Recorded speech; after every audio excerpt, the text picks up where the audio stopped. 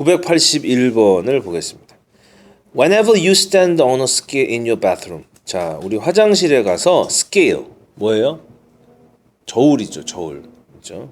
저울 위에 설 때마다 또는 place a melon on a scale. 멜론을 grocery store 가게에서 저울 위에 놓을 때마다 you are measuring weight. 당신은 무게를 측정하고 있는 것입니다. 그래서 무게 측정의 메커니즘에 대한 글이라는 눈치를 바로 챌 수 있죠. 무게라는 것은 무엇이냐 이런 얘기예요. An object's weight. 어떤 물체의 무게라고 하는 것은 is the force exerted on it. 그것에 exerted, 가해진 힘이다. 무엇에 의해서? gravity, 중력에 의해서.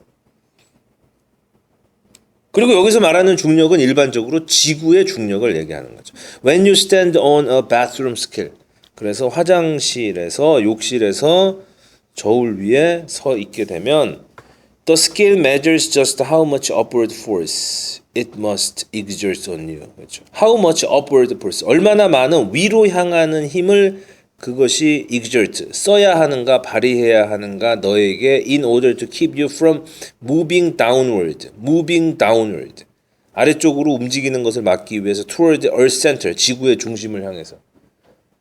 그러니까 이제 이게 이런 얘기죠. 무슨 얘기냐면 우리가 이 땅에서 발 딛고 살아가는 얘기는 우리의 힘이 누르는 힘과 지구에서 우리를 밀쳐내려고 하는 힘의 합력이 제로인 까닭이다 이 말이죠. 그렇죠.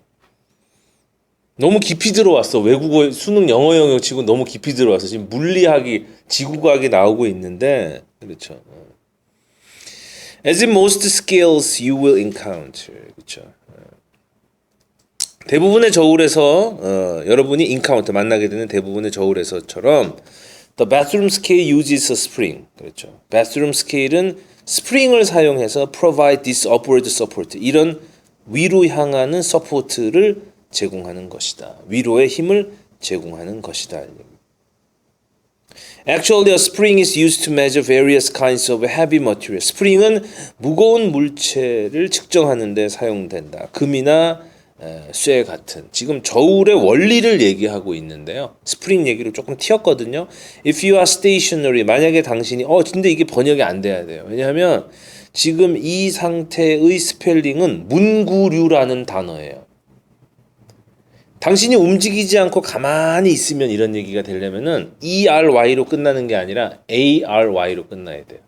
발음도 같은데 철자가 하나 다른 거야. 그래서 if you are stationary, ERY가 아니라 ARY로 고칩니다. 당신이 가만히 있으면은 you are not accelerating. 당신은 가속력을 붙이고 있지 않은 거라서 your downward, 아래쪽으로 향하는 weight와 upward force, 위로 스프링이 당신을 떠받치는 힘은 cancel one another, 서로를 상쇄한다. 이게 무슨 얘기죠? 합이 0이다 이런 얘기죠. 바꿔 말해서 they must be equal in magnitude. 크기가 똑같고 opposite in direction, 방향이 반대라서 sum to zero, 합이 0인 net force, 합력이 되는 것이다 라고 하는 저울의 원리. 내가 내리누르는 힘과 저울이 나를 위로 밀어 올리는 힘이 같고 그 위로 밀어 올리는 힘과 내리누르는 힘을 눈금에다가 표시를 하는 게 바로 저울의 원리고, 저울의 원리는 근본적으로 중력의 원리에서 나온다라는 그런 얘기입니다. 자, 그래서 이것은 이제 무게에 대한 얘기니까 1번 훌륭한 저울을 선택하기 아웃이죠. Best way to measure your weight. 몸무게를 측정하는 최고의 방법. 무게라고 하는 것은 두 개의 힘이 밸런스, 균형을 이루고 있는 저울과 또는 무게의 원리를 얘기하고 있습니다. 정답이 3번이 돼야 되겠네요. 그래서 3번 차례대로 정답이 3번, 4번. stationary, ERY는 ARY로 고쳐야 된다 이런 얘기죠. 근데 한 번은 지금은 고쳤는데요. 어떤 마트에 가니까 문구류 stationary가 ARY로 적혀져 있었어요. 그러니까 거기를 지나가면서 거기서는 한번 정지를 해라 이런 뜻으로 적혀져 있었던 거죠. 그래서 매니저한테 얘기를 했더니 바꾼 그런 일이 한번 개인적으로 있었어요. 이 부분에 유명한 마트에서 그런 일이 한번 있었죠. 자, 984번 한번 보시죠. A few years ago, we purchased a brand new camper van. 몇 년 전에 우리는 아주 brand new, 그렇죠. 아주 신상이죠. 신상이라는 얘기, 우리가 소위 얘기하는 그런 말 같아요. 캠퍼 밴이라고 하는 것은 우리로 말하면 캠핑카라고 생각하면 되겠죠. 그렇죠. 캠퍼 밴이죠. Not long after, 얼마 안 있다가 we bought our camper. 그렇죠. 그 캠퍼를 산 지 얼마 안 있다가 친구 한 명이, 근데 여러분 여기서 조심해야 될 게 관사하고 소유격하고는 같이 못 써요. 이거는 위계가 똑같은, 그러니까 명사를 수식하는 위계가 똑같기 때문에 서로 배척을 해내버려요, 얘들은. 그래서 우리가 친구 한 명을 얘기할 때는 아마 중고등학교 때 많이 연습을 했을 텐데, 친구 한 명 얘기할 때는 이중 소유격을 써야 돼요. 그래서 a friend of ours 이렇게 써야 돼요. 한번 써보세요. 그렇죠? on our friend가 아니라 a friend of 그 다음에 ours. 그렇죠? a friend of ours. 우리 많이 연습하는 게 뭐야? 내 친구 한 명 영어로 뭐라 그래요? A friend of mine 그러잖아요. 그렇죠? 그런 거랑 똑같이. A friend of ours.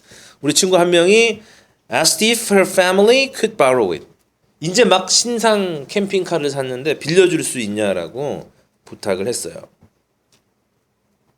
We were not too interested in loaning our spotless camper. spotless.